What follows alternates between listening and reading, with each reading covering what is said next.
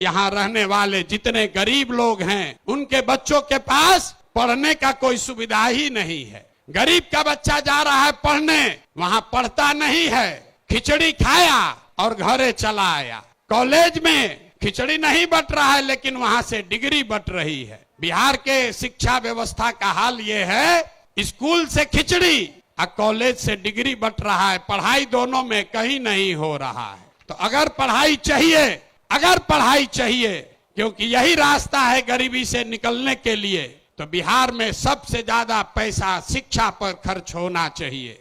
इसलिए जनसुराज कह रहा है कि जब हमारी व्यवस्था बनेगी तो 1 घंटा के अंदर शराबबंदी को उठाकर फेंक देंगे। अगर बिहार में विश्व स्तरीय सबसे अच्छा शिक्षा व्यवस्था बनाना है तो 5 लाख करोड़ रुपया चाहिए। 5 लाख करोड़ रुपया चाहिए अगले 10 वर्ष में, तो देश का सबसे अच्छा शिक्षा व्यवस्था बिहार में बना दिया जाएगा।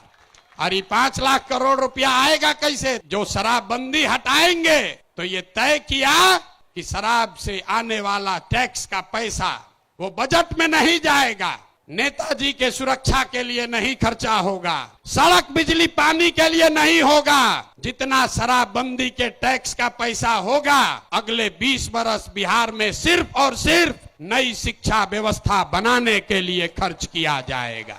अब समझ में आया काहे हटाना चाहते हैं? हर बरिस 20,000 करोड़ रुपया शराबबंदी के चलते नुकसान हो रहा है, तो 20 बरस के पैसे को, शराब के टैक्स को अगर आप नई शिक्षा के व्यवस्था के लिए खर्चा करें तो 4 लाख 5 लाख करोड़ रुपया बिहार के बच्चों के मुस्तकबिल को बदलने के लिए उपलब्ध हो जाएगा। हम ये नहीं कह रहे हैं कि शिक्षा व्यवस्था बनाएंगे, उसका रास्ता भी आपको बता रहे। 5 लाख करोड़ रुपया जुटाएंगे इसी बिहार से और ऐसी शिक्षा व्यवस्था बनाएंगे कि पूरे देश से लोग जैसे नालंदा विक्रमशिला में पढ़ने आते थे वैसे यहीं पर पढ़ने आएंगे, तभी बिहार ज्ञान का भूमि फिर से बनेगा। शराबबंदी जाएगा, नई शिक्षा व्यवस्था आएगी।